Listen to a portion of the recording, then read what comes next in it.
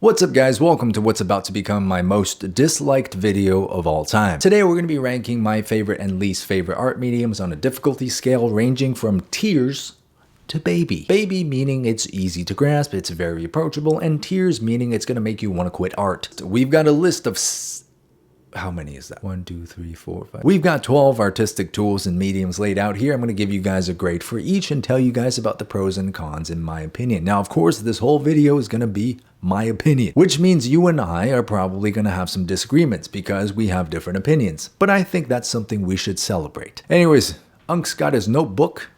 Let's get right into it. First up, we have graphite. So think your standard wooden pencils, your mechanical pencils, all that HB, 2B, 3B, 5B, 6B shenanigans. You guys know what I'm talking about, right? It's a very low achieving medium because why can't you get an A? Anyways, I'm going to put this one in baby because pencils are cheap, they're affordable, everybody has access to one, and I'm pretty sure everyone already knows how to hold one, except for some of you.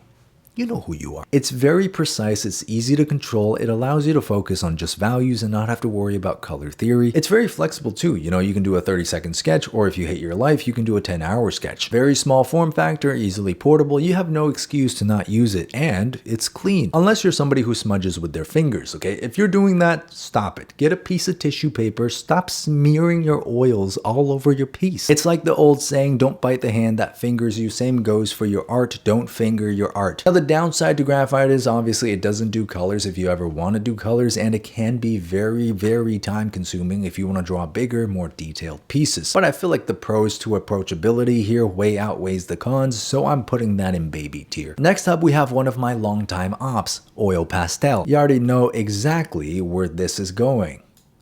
Disgusting. This medium should not exist. Listen, I'm going to be fair in this video, so here are the pros to oil pastel. And now here are the cons. This might be a pro. If you want to feel younger, the drawings will make you look like you're 5 years old. It's not intuitive to blend, and each stick gets used up in like 30 minutes. And it's messy, you know, it leaves little flakes everywhere, all over the floor. Next thing you know, you're finding oil pastel flakes in your cracks and crevices. Literally looks like dollar store Van Gogh paintings. If you're going to put yourself through this much pain, just use oil paint, guys. And if you're someone who likes oil pastel, before you dislike this video, go seek psychiatric help. Tears, absolute tears. And next up, we have colored pencils. Colored pencils for me are probably gonna sit in baby tier. I don't know, I think this is a very approachable medium. It's readily obtainable and very accessible. And I think this is one of the easiest ways to step foot into the realm of traditional coloring. You know, without having to commit to water and paint if you have commitment issues. The colors come out very predictable, you can control the opacity of your pencil, and it's not too difficult to blend on top of that. But again, one of the cons here is usually you're working with a smaller tip, so it's gonna take longer to complete bigger and more complex projects. But still,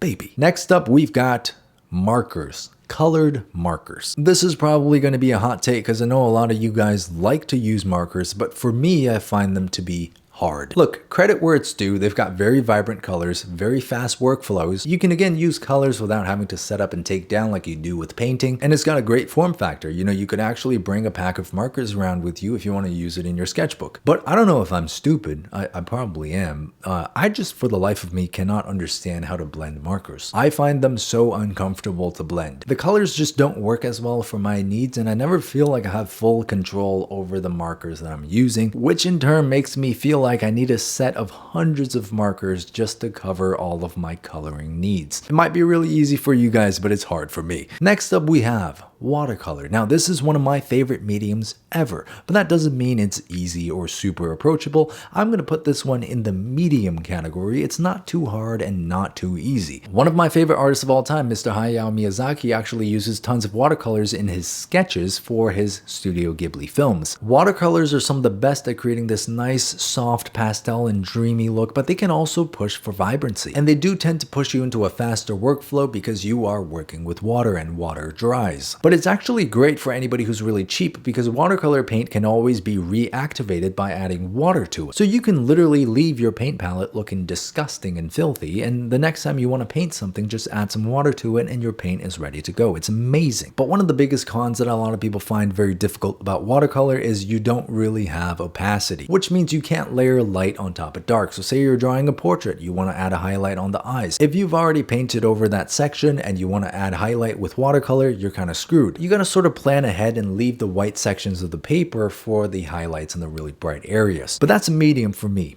a medium.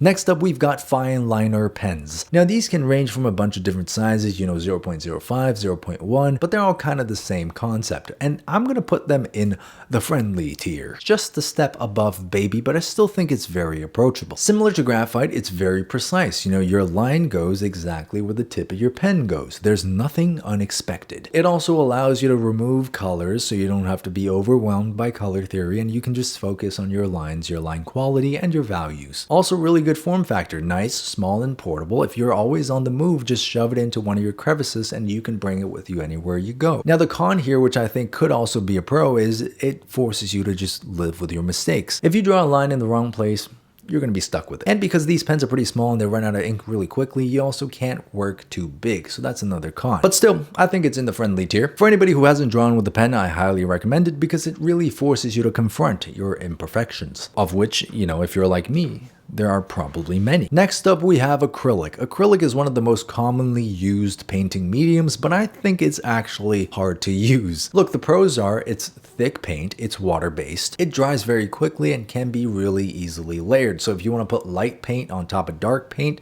no problem with that. It's very flexible, unlike me. If you compare it to something like oil paint, it also tends to make a little bit less of a mess. But now here comes the cons, okay? One of the smaller cons is it dries very quickly, so once the paint dries, you can't use it anymore. Your water does not reactivate the paint. It just turns into, I don't know what it turns into. It turns into like plastic. But my personal biggest beef with acrylic is I find it just hard to blend. I don't know. I mean, I've done a lot of acrylic painting in high school, and not once did I think to myself, wow, this is such a pleasant blending experience. I don't know. It might be a very personal gripe, but I just don't find it as satisfying to use, and I feel like the blending of acrylic paint is not as intuitive as people would lend you to believe. So it's in the hard category for me, okay? Again, maybe it's because I'm stupid. Next up, we've got one of my all-time favorites, charcoal. Charcoal for me is going straight into the friendly category, very easily accessible. It doesn't stick to paper that well, so you can easily smudge it and move it around. It makes it very easy to do a soft blend. And it's so good for larger pieces or more gestural things like life drawing, because you usually have access to a very large drawing surface on that charcoal and you can cover large areas very quickly, especially with the power of blending. Again, not with your fingers. So get your oily fingers away from your art, you oily little. And something else that I love about charcoal is it's more about the vibe. You're way less focused on meticulous details because you're working big, you're working gestural. It's so artistic. It's beautiful. Now, I would have put it in the baby difficulty tier, but there are two things that kind of brought it up notch for me, and that is, number one, it's very messy. If you just put down some nice shading, some lines on a piece of paper, and then you blow on it, the amount of dust and smoke that comes out could potentially give your unborn child asthma. And while your unborn child is developing asthma, your grandma sitting on the couch is going to start choking to death. And while you're crying at your grandma's funeral, you're going to find charcoal in your tears because somehow it's made its way into your body, into your bloodstream, and it's coming out through your eyes. And also, unlike graphite, there's a little bit of an initial learning curve. You got to really get used to the medium and how it interacts with the paper, how much dust there is, how to blend it. But as soon as you get the hang of it and you don't mind some asthma, honestly, it's a very approachable medium. I love charcoal. Next up, we've got one of the big boys,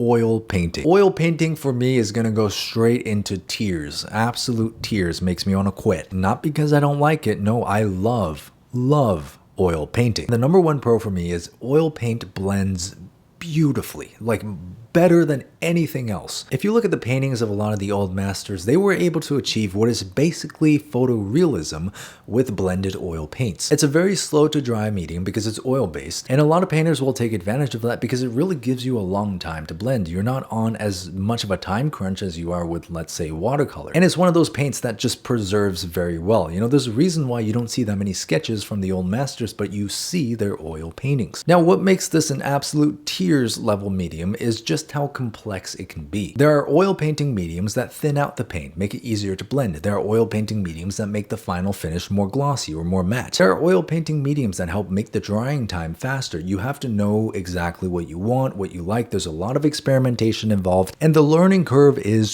steep. And the paint plus the mediums have the potential to poison you and kill you. And also, oil painting is kind of like a sandwich. You have to layer many layers on top of each other to get the final result that you want. But here's the kicker. Each layer dries very slowly. So you're going to be waiting for paint to dry for a long time, which is why in terms of space, in terms of time, in terms of your resources and your health, oil painting is a real commitment, but boy, it's so satisfying. Tears, absolute tears in pain, but I love it and you should give it a try. Next up, we have gouache. Gouache for me is going to go straight into medium tier alongside watercolor. Now the pros are it's very similar to watercolor. It's water-based, it's water-activated, but it's opaque. So that means you can use a light color on top of a darker color and you can actually cover it. It's very fast and easy to work with, which is why back in the day, a lot of animators and even designers chose to use gouache for a lot of their sketches. If you want to get a sense of what gouache actually looks like, just go look at some Ghibli backgrounds. A lot of them are done traditionally using gouache. Beautiful colors, very straightforward to mix and blend, but there is a con, which is it's water-based, so water is going to activate the paint. So if you're trying to do many layers on your painting, you're probably going to be pulling paint out of the bottom layers. Which again, if you're somebody who's a little bit unsure of yourself, maybe you're a beginner, you don't really know what you're doing, and you keep going over the same thing again and again, gouache becomes a lot less forgiving in that sense. And last but not least, we've got digital art, okay? We've got Photoshop and we've got Procreate. Let's start with Photoshop, my personal favorite application. This is going straight to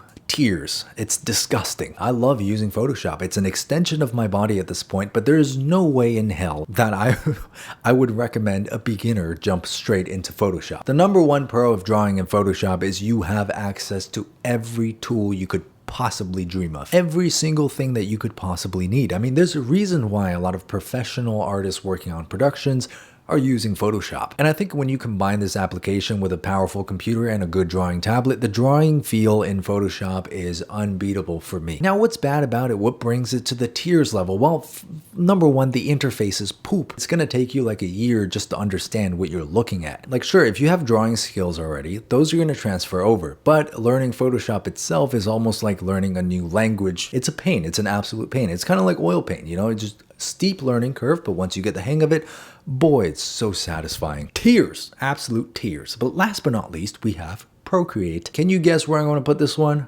That's right, it's going straight into baby tier because it's very accessible. Procreate is one of those applications that I feel like I can hand off to anybody who's never ever drawn before and they can make something with it. Whereas Photoshop, on the other hand, you hand that to your mom, she's going to be like, what the hell am I looking at? Is this the dark web? Procreate has one of the most well-designed interfaces, very intuitive, very easy to use, and on top of that, they have some of the best default brushes that like I've ever used. It's almost like magic how they've just been able to transfer some of these traditional looks directly into a digital format. Another pro of Procreate is it's tied to the iPad, which is super portable. You know, throw that bad boy in your tote bag and off you go to the cafe to be performative. But of course, it's not perfect. You know, Procreate does limit the number of layers you can use if your file size is too big. It also, in my opinion, feels a little bit less tactile, even if you add a paper screen protector to it. I don't know, it's something about the iPad hardware. And another one of my biggest gripes with Procreate is I think it can be a little bit too forgiving, especially for beginners. It's so easy to just two-finger tap and undo that you're almost never forced to confront your mistakes. And when you combine that with a lot of brushes that automatically smooth the line for you, it can sometimes feel like you're relying too much on the drawing application instead of building up your own skill set to overcome some of those things. But despite some of my complaints with Procreate, I still think it is one of the most easily accessible applications out there. Baby tier all the way. I'm not even sponsored by Procreate, but anybody can literally pick up an iPad and start drawing in this app. It's that easy. Anyways, guys, this is just for fun, just a stupid video that I wanted to make. If you guys want to see more art related content, feel free to subscribe to my channel. Let me know if you guys disagree. Please go down to the comments, start some fights. All my oil pastel lovers, this is your chance to defend yourself. Check out my Patreon for one of the best communities on earth where I share process videos and include you guys in other future YouTube videos. Anyways, that being said, I'll see you guys on the next one. All right, guys, this is it. I'm out of here. You guys can go down and fight in the comments, but I'm out of here.